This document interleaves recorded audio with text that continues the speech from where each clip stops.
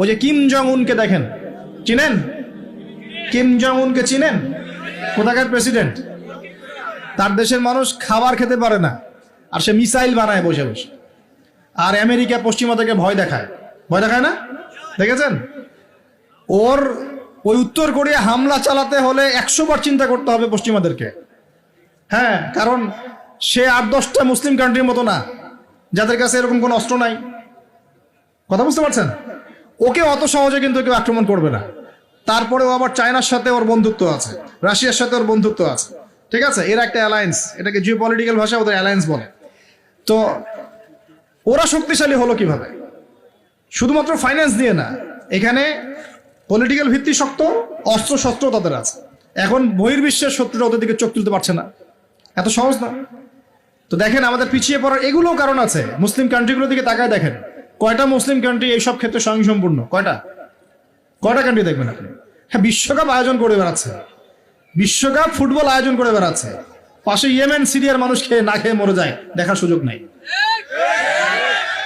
কি করছে? ওইখানে বেস ক্যাম্প দিয়ে রেখেছে পশ্চিমাদের জন্য, ওখানে বেস ক্যাম্প ঘাঁটি দিয়ে রেখেছে পশ্চিমাদের জন্য। এবং বহু মুসলিম কান্ট্রি যারা মানে আমাদের কাছে এখন আইডল হয়ে বসে আছে, ভিতরে ভিতরে ইহুদি খ্রিস্টানদের সাথে বন্ধুত্ব করে বসে আছে। তারা উঠতে বললে ওঠে, তারা বসতে বললে বসে, ওদের ইশারায় কাজ করে কিনা? জিও পলিটিক্যাল ভিত্তি দুর্বল, ইকোনমিক ভিত্তি দুর্বল, ফাইন্যান্স দুর্বল, আর আমরা আধ্যাত্মিকত্ব তো দুর্বলই। তো সব মিলিয়ে এই যে 100 বছরে আমরা পিছিয়ে পড়লাম, এখানে 100টা কারণ খুঁজে বের করা যাবে, এত কারণ বলার সময় নেই। এখন প্রসঙ্গে আসেন, এভাবেই কি চলতে থাকবে না উত্তরণের কোনো পথ আছে? আমরা কি চাই যে আমরা সে আবার ওই ইসলামের সোনালী যুগে ফিরতে পারি? এটা কিন্তু রেভলিউশন হচ্ছে, ইসলামের দিকে মানুষ আসছে। যত আক্রমণ হচ্ছে ইসলামের দিকে, তত বেশি মানুষ ইসলাম কবুল করছে, আলহামদুলিল্লাহ।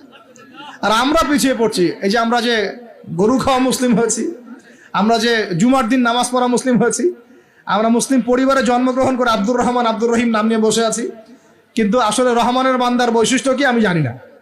আল্লাহ পাক আমাদেরকে হেফাজত করুন, আমিন। হতাশ হব না আমরা ইনশাআল্লাহ।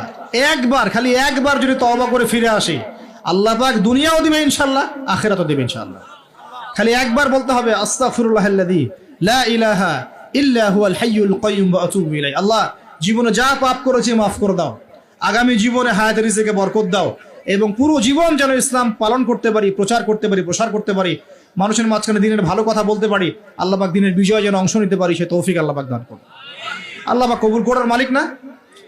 একটা কাপড় ধুতে 1 বালতি পানি লাগে, কিন্তু জীবনের সমস্ত গোনাহ ধুয়ে ফেলতে চোখের 1 ফোঁটা পানি যথেষ্ট ইনশাআল্লাহ। আল্লাহ পাক কবুল করুন, আমিন।